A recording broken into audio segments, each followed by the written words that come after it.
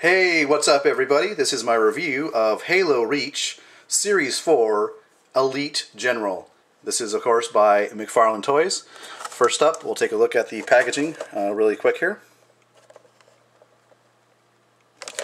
And of course on the back we can take a look at the other figures in this series.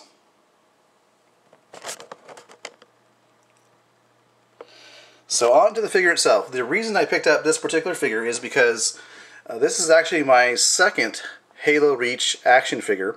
The first one I got was Carter, and I wanted to try out the Elites and see how they are as action figures. And so I like the look of this one. I like the fact that it has a helm or helmet with this nice crown. Just well armored. I like that look. And as we look at the figure here, you can see the way that his legs, or the figure's legs, are constructed or designed. It's kind of like a chicken leg.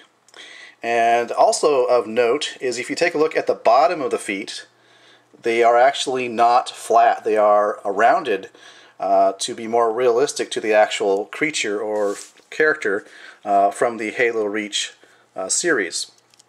Now I mention that because it can be just a little bit difficult to get this guy to stand up. Not impossible, not hard, but just a little bit fidgety when it comes to standing up because of those rounded feet.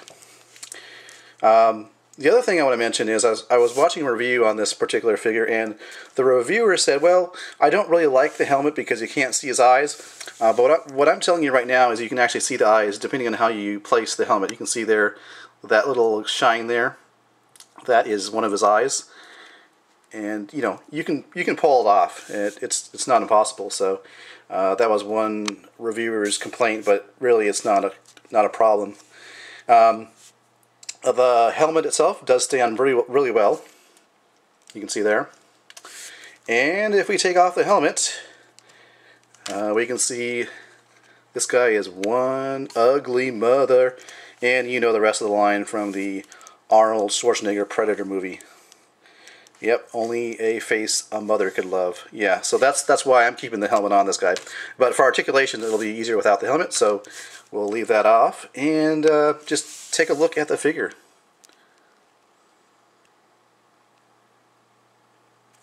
As you can see, it's got some nice color combos. You've got yellow, gold, bronze. You got some markings on his shoulder armor.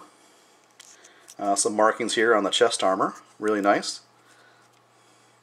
Lots of nice detail, lots of nice paint.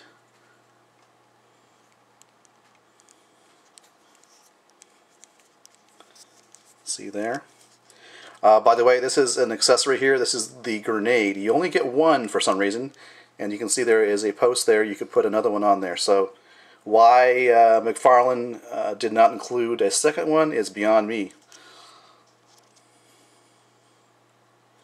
And I'll get into this a little later when I talk about the weapon, but it's actually a peg that actually comes on the weapon itself that you can peg in here in order to store it. So there's a look at the figure. Now we saw the accessories. We got the helmet.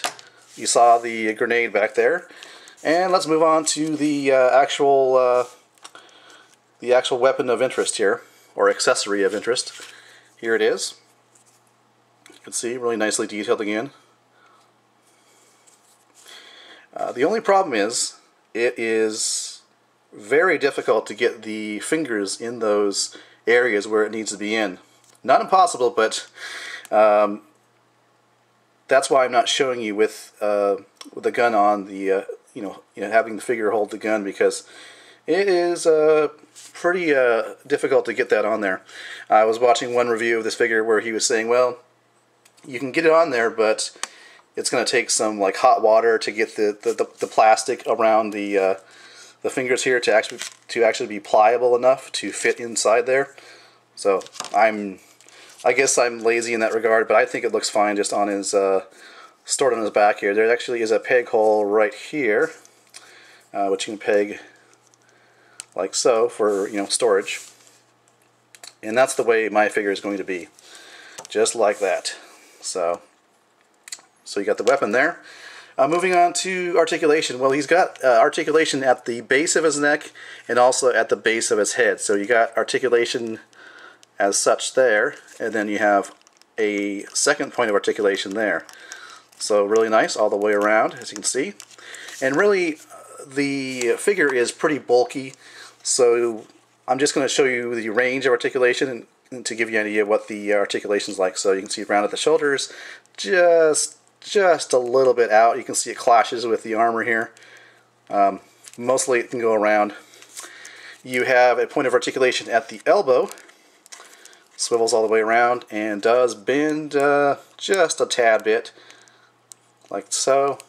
You have articulation at what is the wrist, around like that, into the outside. And then you have articulation at the fingers here. You can see it's on a single joint there. Those two fingers are. You have pretty awesome ab articulation or upper body articulation. So like that, side to side. It really doesn't want. It doesn't feel like it wants to go to the side any further. And yeah, it's really resisting. So you may not get too much in terms of range of articulation. I'm not sure what's. Looks like it's clashing with the armor there, but there is articulation there. Then you basically essentially have a sort of a swivel type of joint. It's probably just a ball joint, but because of the armor here and so forth, it's not really going to do much more than swivel around like that. There is no thigh or hip articulation like you would see on a lot of the Marvel or DC figures. You have articulation here. Again, swivel. Not, well, you can bend like that. It does that pretty well, as you can see. And finally, you get to the ankles. And that just appears to be a basic ball joint, as far as I can tell. So there is articulation for this guy. Oh, there we go. So yeah, it's a nice figure. I'm glad I purchased this figure, but definitely the helmet's going to stay on the figure, and because of the way that the fingers are sculpted so tightly, the gun is going to stay on his back, which is fine with me. It doesn't bother me, but just something to be aware of. If you are thinking of having the weapon being held in the figure's hand, you're going to have to deal with that. So, there you go.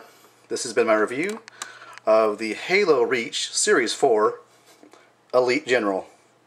Thanks for watching.